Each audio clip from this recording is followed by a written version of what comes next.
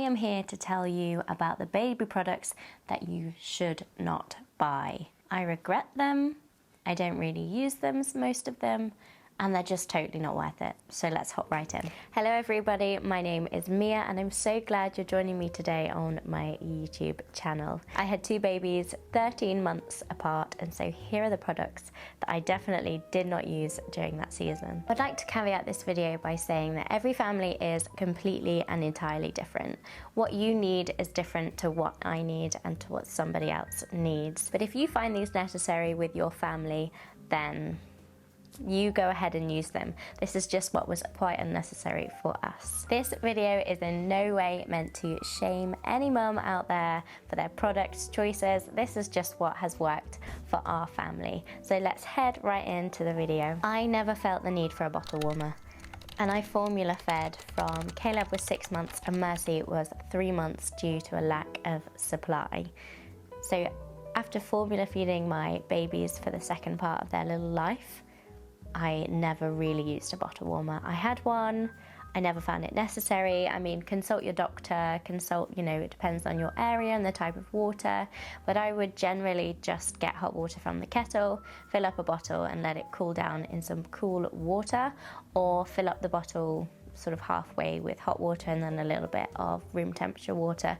That worked for us. Again, that's completely down to your baby. My baby's never experienced any colic or difficulties with tummy issues or things like that. So really that just worked for my children, but do check that one out for yourselves. Also, they take so long. And when you've got a screaming child, it's like, we need to figure out a different solution. Maybe I'm just impatient, probably. Item number one would definitely be baby socks.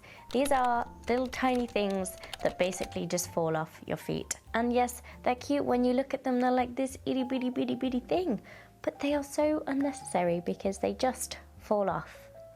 Let me tell you that again, they will fall off. You do not need to buy these things. Maybe have one pair, but don't buy any more. They would just fall off all the time. I definitely felt that onesies zipped up with the feet in were the most appropriate things for both babies during their little itty bitty ditty stage. Along this same line would be baby outfits, and I just feel like I was a little bit cheated with my first, because you find out you're pregnant, oh it's so cute and it's a wonderful time and it's so exciting, you feel like the most precious time is happening to you on earth, and so you go out to these shops and you look at these cute little outfits and they're so adorable and they cost like £15 or more, or dollars per piece, and you think, well that's a little bit much, but I'm having a baby, I'm going to spoil my baby, I'll just keep buying them. But they're completely unnecessary because they are a faff. They are a faff when you're tired, when you don't have time, maybe you have other kids running around, maybe you are just feeling like you need to go the easiest route possible. It's definitely what I was feeling. I was feeling the need to have zip-up onesies, not even faffing around with buttoned onesies. That would be another one. Don't use buttoned onesies, take the zip, they go straight from the foot, zip, all the way up. They have mittens in, socks in, absolutely job done. You don't need the clothes. Maybe for one picture here and there, one photo, but really on the day-to-day you're not going to be using those. So definitely stock up on those zip-up onesies. Along the same line are little baby hats. Now Caleb and Mercy both received hospital hats. That they just give you hats in the hospital, well they do here at least. They're kind of cute though. I kept those ones in a memory box, but I came home and then opened a hat drawer, because apparently I obviously needed a hat drawer, and found hundreds of hats, and I never reached for any of them. Honestly, well, maybe I reached for one, but really that's it. And it depends on the season. My daughter was born in August, it was really hot, she didn't really need that many hats, maybe one or two, and Caleb was born in October and he also only needed one or most two. Obviously along those lines would be baby shoes. Again, they are so cute. You're not going to need them for a while unless you have some miracle walking child that walks at 6 weeks. I think that happened once. No, surely not 6 weeks. No, you're not going to need the baby shoes either. Maybe a thick pair of something to go over their feet if it's really cold, or snowy type stuff, but it's not that cold here, so we definitely didn't feel the need for those. Another item, or items even, because the shops make you think you need thousands of these things, are just baby toys in general. When you have a newborn, they do nothing. They eat and they sleep and they feed. They really don't do much else, and the world is just this huge, enormous, gigantic, exciting place to them. It's enough play and it's enough stimulation. The best toy is at your face, for you to be down with your baby, them looking at you as human interaction is going to help them so much more than a bright, shiny, flashy plastic toy. You just don't need those at all. I did have one little book that I think was even from the hospital or the health visitor that just had black and white images on them, and sometimes when we were doing tummy time, I would lay them on the tummy with this card or book in front of both babies, and then that would be enough entertainment for them to make it through tummy time. But definitely you don't need toys, you don't need to spend lots of money on anything until they're not really playing with stuff until they're properly, you know, at least 3 months, I would say, in my opinion, and that's what happened with my babies. So save your money on that one. And then even when they do start to interact with toys, 1 or 2, again, the world is their play. Feeling floors, sensory play, playing and eating food when they're age appropriate, that's all such exciting play for them. So you don't need to spend thousands, maybe not thousands, hopefully not thousands, hundreds of pounds on just unnecessary toys. If you're given some soft cuddly toys, maybe at some point down the line, but they can use those. But you don't need to stress about how they're going to be entertained, because you are the entertainment and the world is an exciting place for them. Okay, this one is an interesting one because I thought it was absolutely necessary for me to have this ginormous, huge, it was literally huge, double pram. And we have quite a narrow sort of path coming up to our house, and we live in a town, so coming in and out of town we did need one where you have a seat at the back and a seat at the front, the baby bassinet at the front and then the toddler seat at the front there.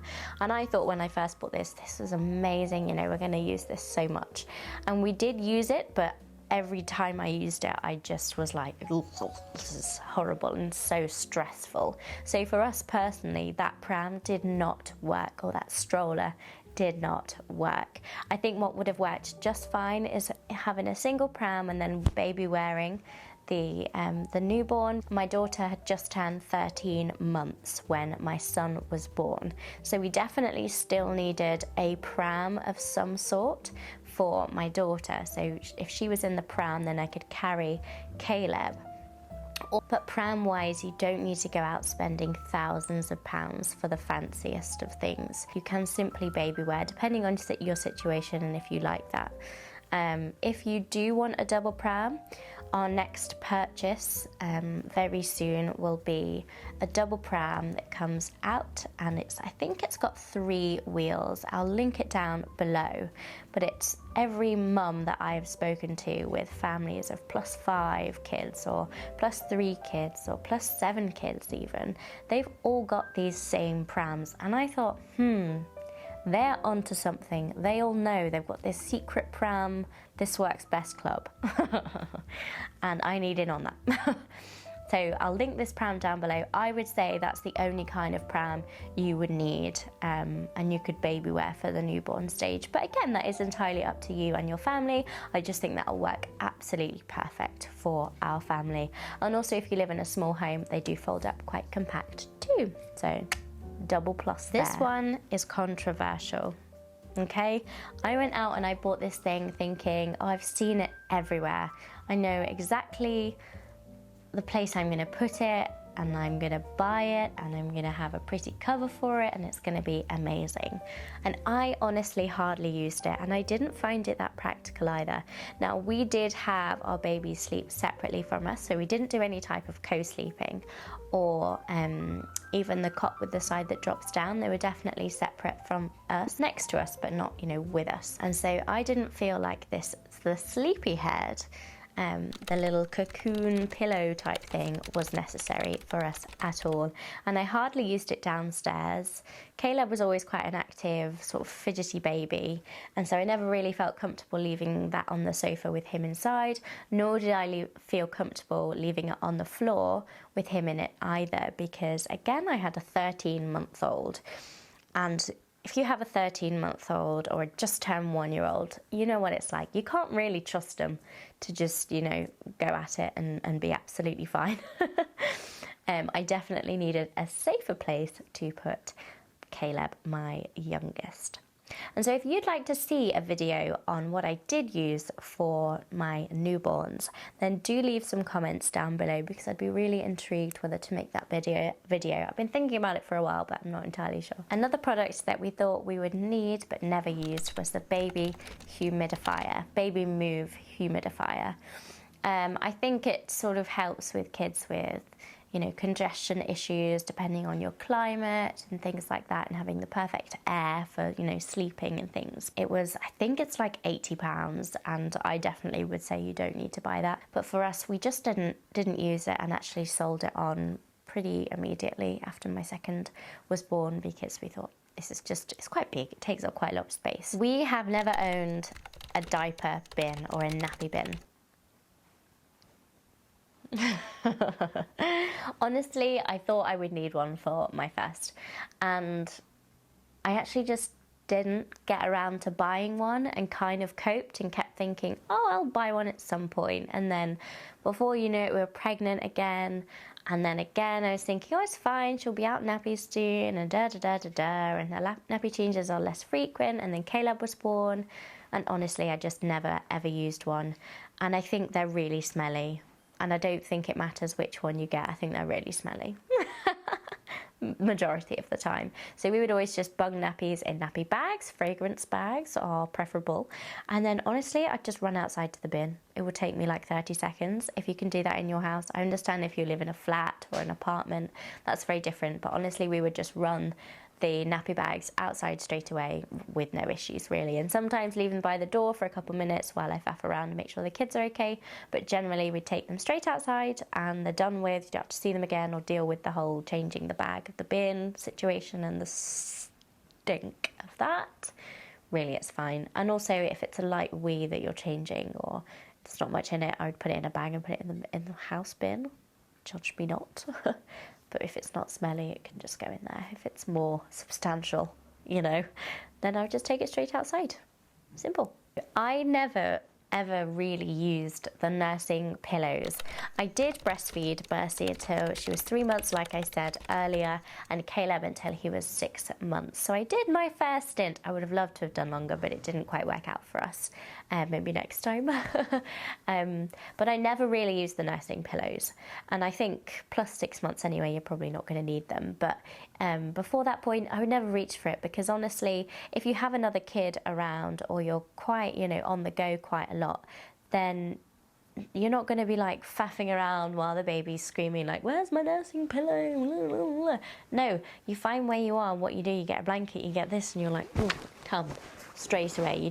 You're not faffing around trying to look for this thing, and also you're trying to shove it into yourself and find the perfect position. And maybe I just didn't have the right one, but it was a good brand and I just wouldn't recommend them. I don't think they're necessary. Again, if you're breastfeeding twins, I mean, hats off to you if you are, but I would have no idea.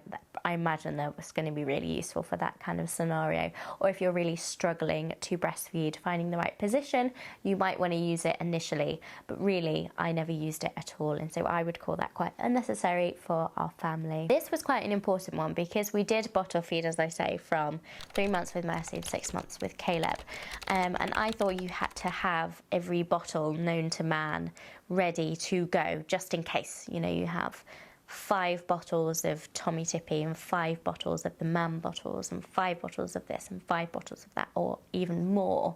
And I ended up with this huge tub of bottles that just completely was unnecessary. Really what I would recommend is getting maybe 5 bottles, 4 bottles, but 1 of each kind. And then as soon as you know what your baby takes to, because every baby is entirely different, the teats are all very different, the Tommy Tippy from the mam bottles, very different experiences for the baby. I would wait until you find out what your baby would want. My son absolutely loved the Tommy Tippy ones, hated the mam bottles. My daughter loved the mam bottles, hated the Tommy Tippy. So it really is dependent on your child, but you definitely don't need to go ahead and buy every single one. You can just have a few, and with Amazon these days and supermarkets always open pretty much, and things just at our convenience, you don't need to stock up on all of these things. Don't worry, they're not going to run out, hopefully. I think you'll be all right. The item that I think is hilarious that you just don't need at all is a baby wipe warmer. Now, if you want to treat your baby that way, then fine, but it's not necessary. Honestly, they're probably going to cry anyway when you change the nappy, no matter what the temperature of the wipes. So it's completely unnecessary, and you'd have to faff around trying to get to the wipe warmer area and warm them up in time for the nappy change. And no, no, no, don't do it. Don't buy that, spend the money on it. It's completely unnecessary. You'll end up changing your baby here, there and everywhere. Another one I wouldn't spend too much money on are baby mats. I think I've got one somewhere around here. We just have one, and it's pretty cheap, and we kind of move it around. Like, we don't have a huge changing station, especially in our main area downstairs, and we just use the one changing mat, and we don't need any more than that because mostly we change them anywhere on the floor, and we hardly use the changing mat. If it's not necessary, if it's not a huge blowout or anything, you don't need that many. Just the one, you can move it around. You don't need a station for every room. It's just not what you're gonna need to do. So relax, take a breath, change your baby where they need to be changed. We don't need every product to change a baby either. You don't need those spatulas for wiping Sudocrem on your baby's bottom. Completely unnecessary, in my personal opinion. It doesn't really work. They're not very good. They're quite cold if you're into the baby warmer type of things. They're quite cold, and they end up just getting dirty. You end up having to wash that, even though you'd be washing your hands anyway, and it's just more complicated. So it's faff you don't need. And trust me, when you have a baby, I would say you don't need faff. Less faff, happy baby, happy mum.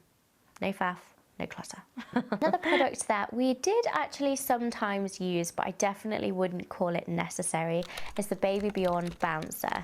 Now, we did receive this as a gift, a very generous gift, so I'm very glad to have it, and we keep it, and I'll get it out for future babies, but really it's not necessary at all, and I wouldn't recommend spending all of that money on it. I think they're quite expensive.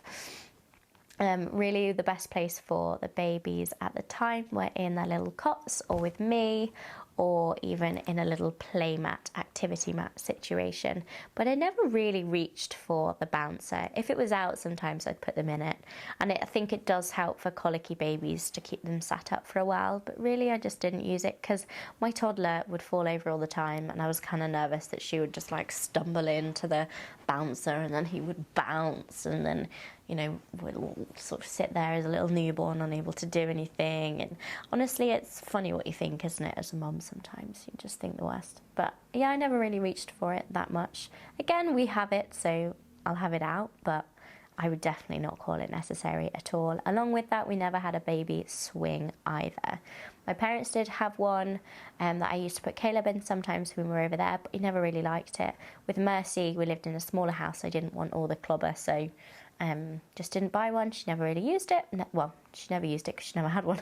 She never needed it. I never felt the need to put her in any type of swing. And then with Caleb, he didn't like the one at my parents', so I thought, well, I'm not going to buy one.